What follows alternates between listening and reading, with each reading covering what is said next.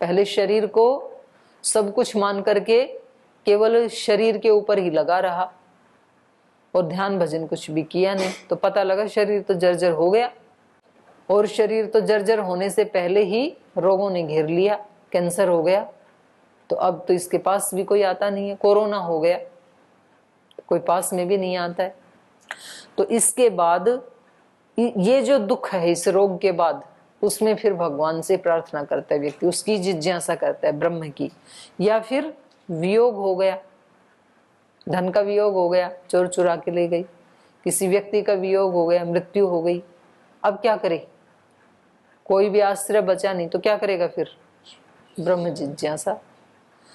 और भोग, सारा जीवन धन अर्जन करने में, फिर उस धन से शरीर और इंद्रियों को जो सुख मिलता है उनके सुख के साधनों को एकत्रित करने में पूरा जीवन बिता दिया। और जैसे ही अब 55-60 साल की उम्र हुई तो बीपी भी हो गया, शुगर भी हो गया, पार्किंसंस भी हो गया, और हार्ट में भी ब्लॉकेज आ गई।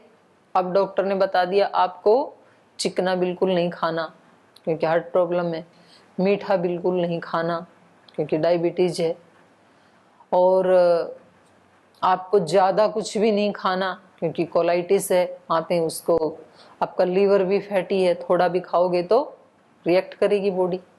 तो अब ये व्यक्ति क्या करे,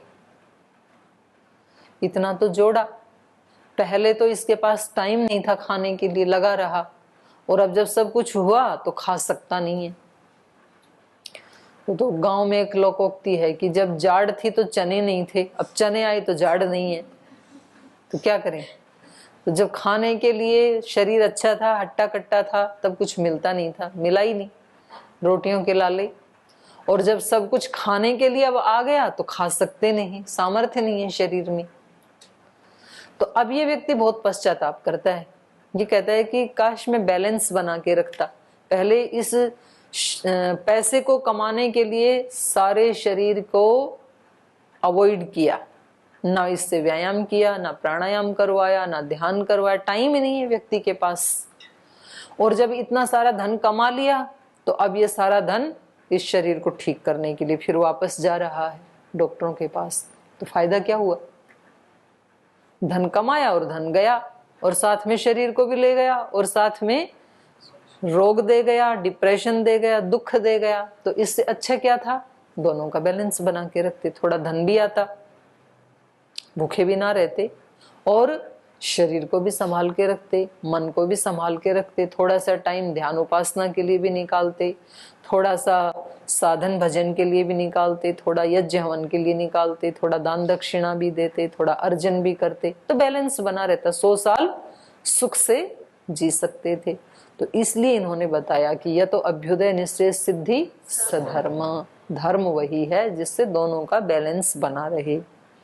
तो इन तीनों से जब व्यक्ति दुखी हो जाता है वही व्यक्ति ब्रह्म की जिज्ञासा करता है, उससे पहले नहीं करता है। अधुना जगति रोग वियोग भोग दुख अनुभवानंतरम पुनश्च जगतः, और उसके बाद ये जो संसार है, जगत है, इसके नश्वरत्व, इसके नश्वरत्व को जानता है, और अनित्यत्व, और इसके अनित्यत्व को जानता है। इसको कैसे जानता है, अनुमिति, अनुमान प्रमाण से। अनुमान प्रमाण से कैसे जाना, मेरे सामने कितने लोग मर गए, जब उनका शरीर नश्वर है तो ये शरीर भी तो नश्वर है ना। तो ये कैसे जाना हमने, अनुमान प्रमाण से, कि जब हजारों लोगों का शरीर मृत्यु के ग्रास में चला गया तो ये शरीर भी जाने ही वाला है। और नश्वरत्व और अनित्यत्व, ये नाशवान है ये भी जाना, और ये अनित्य है, जो जो नाशवान है वो अनित्य है, जो जो अनित्य वो नाशवान है, दोनों एक ही बात है। तो नश्वरत्व को जाना, अनित्यत्व को जाना, किससे जाना, अनुमिति, अनुमान प्रमाण से ये ज्ञान हुआ। अनित्य है ये, कल तक जो दिखाई दे रहा था वो एकदम से पता लगा कि वो तो उठा ही नहीं।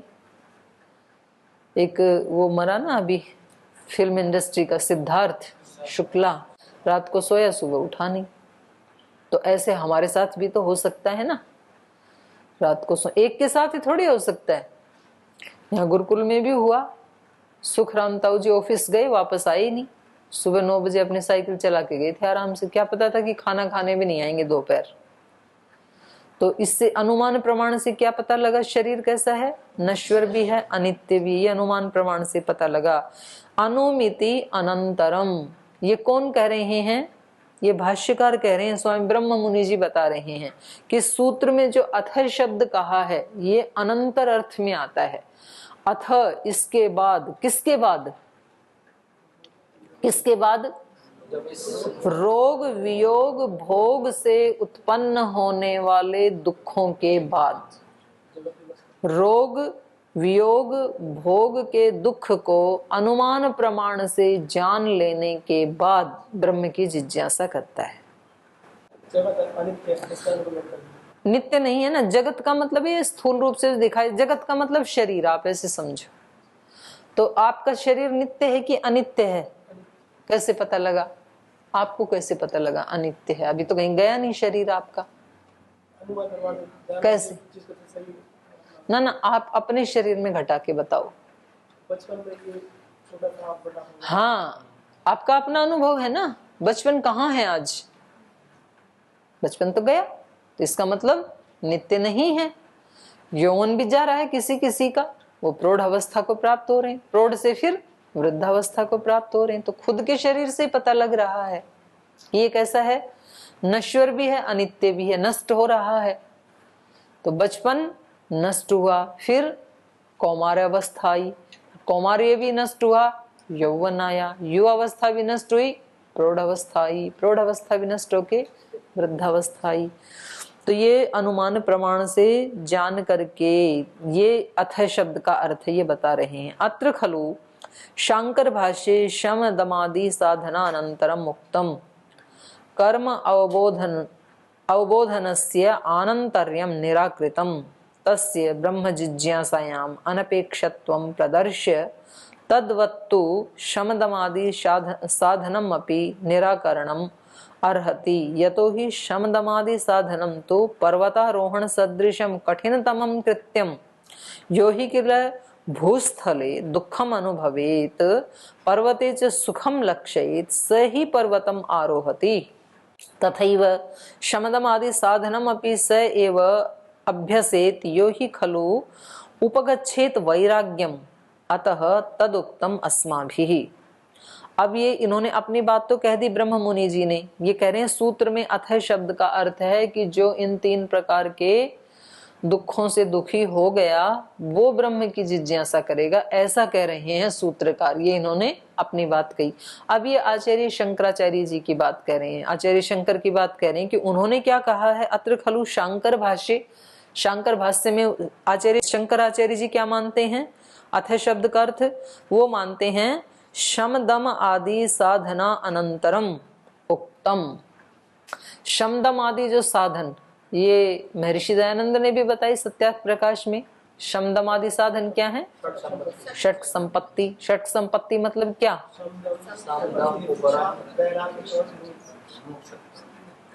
शम दम तप श्रद्धा समाधान, नहीं 6 बोलो, शम दम उपरति तितिक्षा श्रद्धा और समाधान, 6 हैं ये, ठीक है।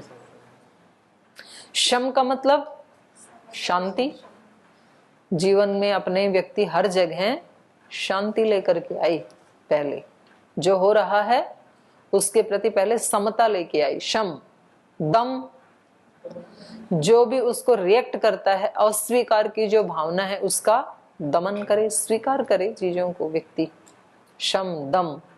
तितिक्षा, तितिक्षा मतलब सहन करना, सहन करना सीखे व्यक्ति, सुख दुख को सहन करना सीखे, मान अपमान को सहन करना सीखे, सर्दी गर्मी को सहन करना सीखे, तिरस्कार पुरस्कार को सहन करना सीखे, तो इसको कहते हैं तितिक्षा। उपरति मतलब वैराग्य, उपरति को ही वैराग्य कहते हैं। उपरत हो जाए, संसार में जो कुछ भी है वो ईशावास्यमिदं सर्वम यत् किंच जगत्याम जगत, तो उपरति को प्राप्त हो व्यक्ति, ठीक है। जो अपने पास साधन हैं, जो जिम्मेदारियां हैं, उसके हम ट्रस्टी तो रहेंगे लेकिन उसके मालिक नहीं मानेंगे अपने आप को, क्योंकि मालिक है ही नहीं। इसका नाम क्या है? उपरति। और अगला है श्रद्धा। जब व्यक्ति इन 4 चीजों को कर लेगा तो उसके मन में क्या उत्पन्न होगी? श्रद्धा। तो श्रद्धा को उत्पन्न करने के लिए ये 4 साधन है, शम, दम, उपरति, तितिक्षा। तो जब श्रद्धा उत्पन्न हो जाती है तो व्यक्ति के जीवन में आ जाता है समाधान। अब ईश्वर के प्रति श्रद्धा उत्पन्न हो गई, गुरु के प्रति श्रद्धा उत्पन्न हो गई, भगवान के प्रति श्रद्धा उत्पन्न हो गई, तो समझ लो समाधान मिल गया। क्या समाधान मिला? उनकी शरणागति में रहो, उनकी आज्ञा में रहो। तो आचार्य शंकर जी क्या मानते हैं?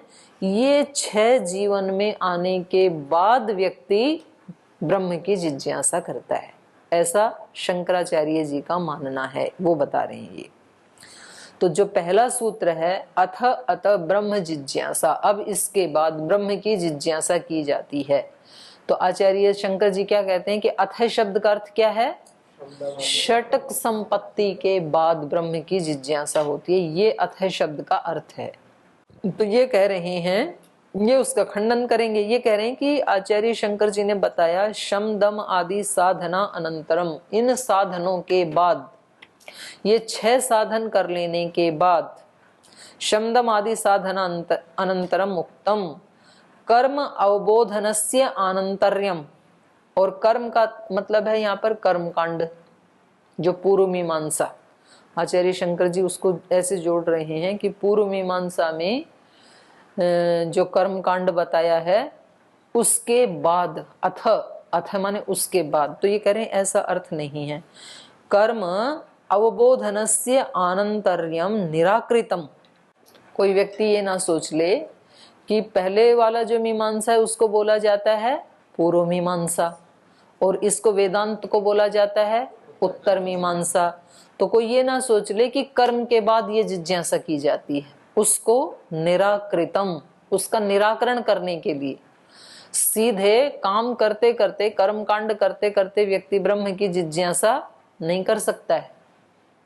तो यहाँ पर अथ शब्द का अर्थ को ये ना समझ ले कि पूर्व मीमांसा के बाद डायरेक्ट उत्तर मीमांसा, वहां अथ शब्द का प्रयोग किया गया, ऐसा अर्थ कोई ना सोच ले। उसको निराकृतम, उसका निराकरण करने के लिए शंकराचार्य जी ने क्या कहा कि कर्म के बाद ब्रह्म की जिज्ञासा नहीं होगी, बल्कि शमदम आदि जो षट संपत्ति है, शमदम उपरति तितिक्षा श्रद्धा समाधान, इसके बाद ही ब्रह्म की जिज्ञासा होगी, ऐसा कह रहे हैं ये।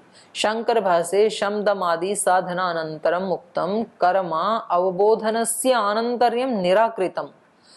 कर्म के अवबोधन के बाद ऐसा अर्थ का निराकरण करने के लिए, ऐसा अर्थ कोई ना ले ले, इसका निराकरण करने के लिए ये बताया कि शमदम आदि के बाद ही ब्रह्म की जिज्ञासा होती है। तो ये कह रहे हैं कि ये ठीक नहीं दिखाया, क्योंकि तस्य जिज्ञासायाम अनपेक्षत्वम प्रदर्श्य, माने कर्म कांड के तुरंत बाद उस ब्रह्म की जिज्ञासा की अनपेक्षा को दिखा करके, माने कर्म कांड के बाद तुरंत कोई ब्रह्म की जिज्ञासा नहीं कर सकता है, इस बात को दिखा करके इन्होंने कहा तद्वत्तु। अब आगे उनके खंडन की पंक्ति कह रही, ये दिखा करके आचार्य शंकर जी ने क्या बताया कि यहाँ कर्म कांड के बाद ब्रह्म की जिज्ञासा होती है, ऐसा अर्थ नहीं है, बल्कि शमदम आदि के बाद ही ब्रह्म की जिज्ञासा होती है। तो अब हमारा आचार्य शंकर जी की इन पंक्तियों पर ये कहना है कि जैसे आपने कर्म कांड का निराकरण किया, वैसे ही हम शमदम आदि साधनों का भी निराकरण करते हैं, ये ब्रह्म मुनि जी कह रहे हैं। तद्वत्तु, उसी प्रकार शमदम आदि साधनम अपि निराकरणम अर्हति। शमदम आदि जो साधन बताए शंकराचार्य जी ने, वो भी निराकरण करने के योग्य हैं, वो भी उचित नहीं है। क्यों नहीं है? यतो ही, क्योंकि शमदम आदि साधनम तो पर्वतारोहण सदृशम कठिनतमम। यानी शमदम आदि का अनुष्ठान करना ये कैसा है? पर्वतारोहण के समान है। ऐसा नहीं है कि कोई भी व्यक्ति कर्म कांड करते करते और शम दम उपरति तितिक्षा में प्रविष्ट हो जाए, तो ये कोई इतना सरल काम थोड़ी है। हमेशा अपने आप को शांत रखना, हमेशा अपनी गलत इच्छाओं का, भावनाओं का दमन करना और हमेशा उपरति के भाव में, वैराग्य के भाव में बना रहना, हमेशा सहन करना, तितिक्षा के, तो ये भी तो बहुत, एक एक गुण को साधने में व्यक्ति को एक एक जीवन लगाना पड़ सकता है। इतनी बड़ा काम है ये, कोई छोटा काम थोड़ी है। कहने में तो 1 सेकंड लगती है, लेकिन सहन करना, इस शब्द को जीने के लिए कितना टाइम चाहिए, पूरा जीवन लग जाता है, नहीं तो वर्षों तो जरूर ही लग जाते हैं। हाँ, दीर्घ काल लगेगा।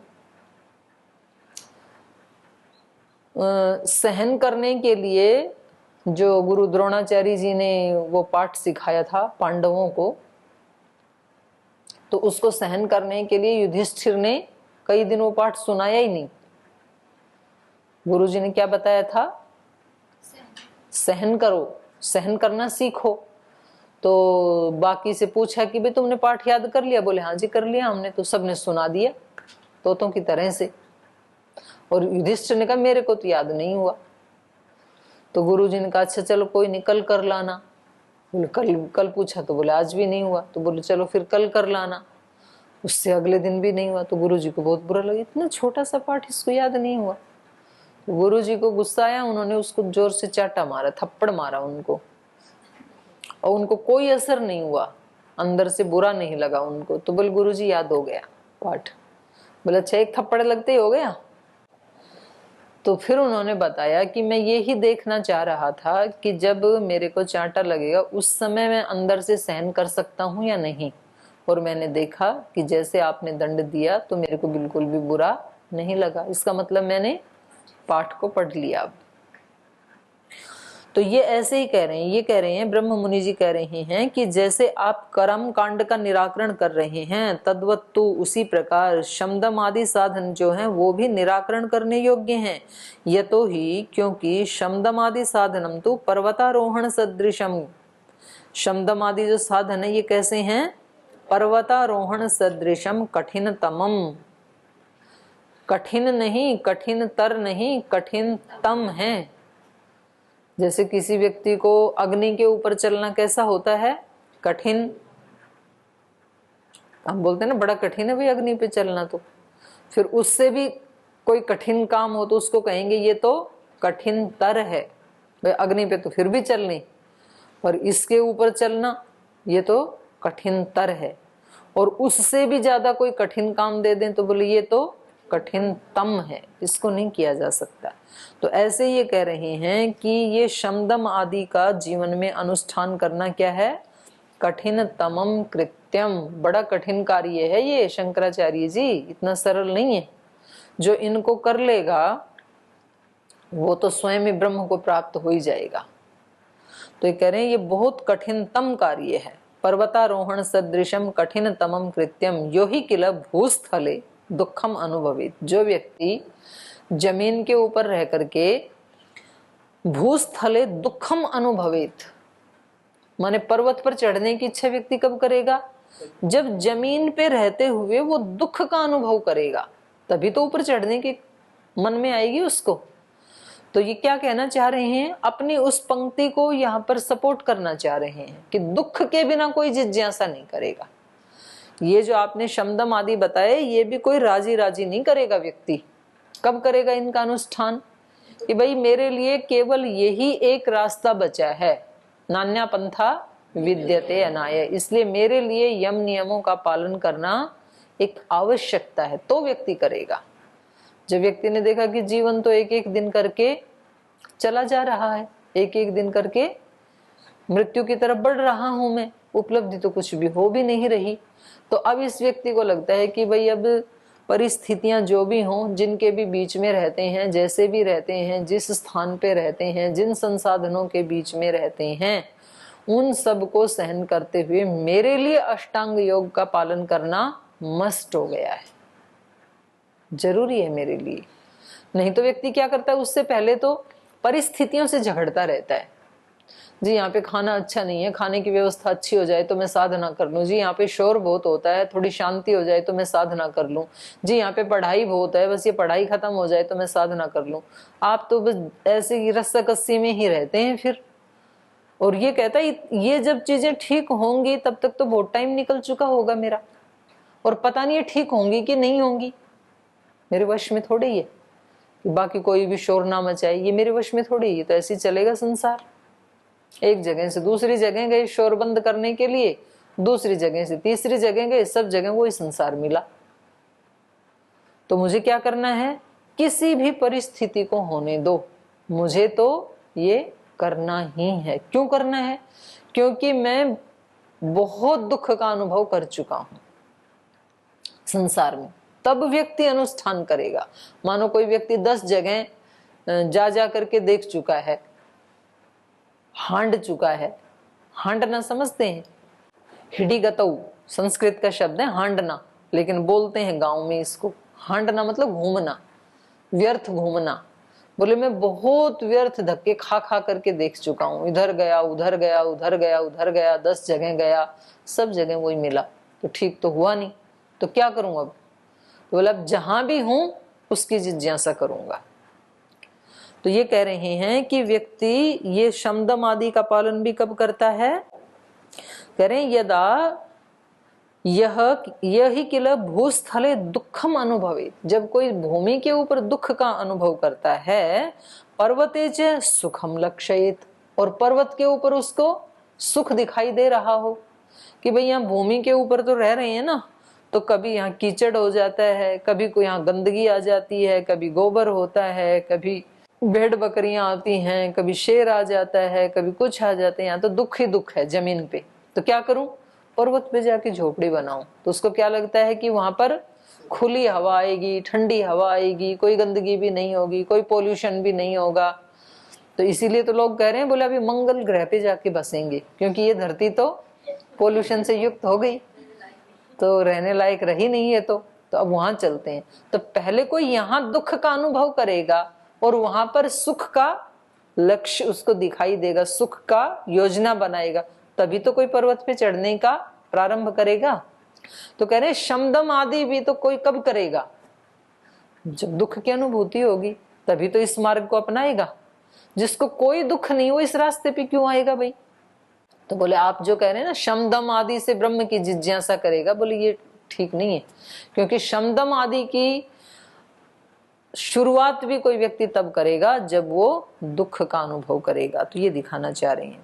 यतो ही शमदम आदि साधनम तु पर्वतारोहण सदृशम कठिनतम कृत्यम यो हि किल भूस्थले दुखम अनुभवेत पर्वते च सुखम लक्षयेत स ही पर्वतम आरोहति, वो व्यक्ति ही पर्वत पर आरोहण करता है।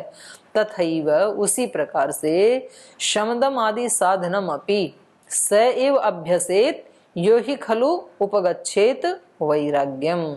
और तो कह रहे हैं उसी प्रकार से शमदम आदि जो साधन है इनका अभ्यास भी वो व्यक्ति करेगा, यह खलु वैराग्यम उपगच्छेत, जो वैराग्य को प्राप्त हो जाता है। और वैराग्य को व्यक्ति कब प्राप्त होता है? दुख की अनुभूति कर लेता है। किसी व्यक्ति ने 1.5, 2, 3 किलो मिठाई खा ली, गुलाब जामुन खा लिए, और अब उसको लग गई उल्टी और दस्त, उल्टी और दस्त, और ऊपर से डायबिटीज। तो इस व्यक्ति को अब क्या हो रही है? दुख की अनुभूति। इसको 2 दिन बाद कोई फिर लेके गुलाब जामुन खाओगे तो क्या हो जाएगा इस व्यक्ति को? माफ करो भाई, इनको दूर ले जाओ, दिखाओ भी मत, क्योंकि इससे कितना दुख उठाया। तो क्या हो गया? गुलाब जामुन से वैराग्य, बिल्कुल राग नहीं है, उसको देखना भी नहीं चाहता है। तो कह रहे हैं कि वैराग्य कब होता है? दुख का अनुभव कर लेता है व्यक्ति। तो कह रहे हैं शमदम आदि साधनम अपि स एव अभ्यसेत, वही व्यक्ति अभ्यास करेगा, यो ही खलु वैराग्यम उपगच्छेत, जो वैराग्य को प्राप्त हो गया है। अतः तदुक्तम अस्माभि, इसलिए हमने पहली ही पंक्ति में क्या कहा?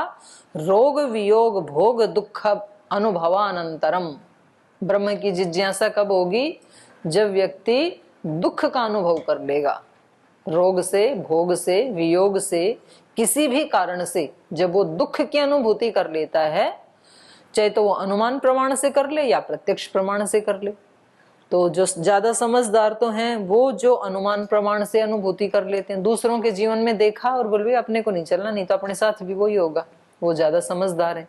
और कुछ प्रत्यक्ष अनुभूति करके आ गए, वो उससे कम समझदार है, आ तो गए। और जो रोजाना प्रत्यक्ष दुख की अनुभूति करके भी नहीं आते हैं, वो नादान है, वो अविद्वान है। तो ये इन्होंने बताया। आगे कह रहे हैं वस्तु तस्तु ब्रह्म जिज्ञासा कारणम वैराग्यमेव। तो कह रहे हैं वास्तव में ब्रह्म जिज्ञासा का कारण क्या है? केवल वैराग्य ही है, वैराग्यमेव। वस्तुतः ब्रह्म जिज्ञासायाः कारणम वैराग्यमेव यद अनंतरम ब्रह्मणो जिज्ञासो भवितुम अर्हति, न हि वैराग्यम अंतरेण ब्रह्मणो जिज्ञासा संभवति। वैराग्य के बाद ही व्यक्ति को ब्रह्म की जिज्ञासा होती है, बिना वैराग्य के ब्रह्म की जिज्ञासा हो सकती नहीं है। और वैराग्य व्यक्ति को कब होगा? जब वो दृष्टानुश्रविक विषय वितृष्णस्य वशीकार संज्ञा वैराग्य, देखे हुए और सुने हुए, देखे हुए तो संसार के विषय हैं और सुने हुए स्वर्ग आदि के विषय हैं। तो जब किसी भी सुख की लालसा नहीं है व्यक्ति को, उसमें उन्होंने दुख को देख लिया है, तब उसको वैराग्य की प्राप्ति होगी। तो वास्तव में भगवान की तरफ ले जाने वाला क्या हो गया? दुख, दुख की अनुभूति। व्यक्ति को दुख का भोग तो सब करते हैं, दुख की अनुभूति कोई कोई करता है। किसने नहीं देखा मुर्दे व्यक्ति को? सबने देखा, हमने रोज देखते हैं। तो हमने उसको देखा तो सही, लेकिन उसकी अनुभूति नहीं की हमने। अनुभूति महर्षि दयानंद को हो गई, महात्मा बुद्ध को हो गई। ये मर रहा है तो मैं भी मरूंगा, ये तो टाइम जा रहा है एक एक क्षण कर करके, तो क्या करूं? अभी से ही लग जाऊं। जो छोड़ने योग्य उसको छोड़ दूं, जो करने योग्य उसको कर लूं। तो ये कह रहे हैं कि न ही वैराग्यम अंतरेण ब्रह्मणो जिज्ञासा संभवती, वैराग्य के बिना ब्रह्म की जिज्ञासा संभव नहीं है। तच्च वैराग्यम द्विविधम, और वो वैराग्य दो प्रकार का है, दृष्टम अनुमितम च, देखा हुआ और अनुमान किया हुआ। वही विषय दोनों, देखे हुए जो हमने इस श्लोक में देखे हैं, और अनुमितम माने स्वर्ग आदि के बारे में जो अनुमान प्रमाण से जाना है। तो इसको शेष भाष्य को हम कल पढ़ेंगे। आप भी अपनी थोड़ी सी परीक्षा करके आए कि हमारे अंदर ब्रह्म की जिज्ञासा है या नहीं है, और है तो क्यों है, किस दुख के कारण है, और नहीं है तो क्यों नहीं है। तो इसके ऊपर थोड़ा मीमांसा करके आए, तो शेष कल पढ़ेंगे। आज यहीं विराम लेते हैं।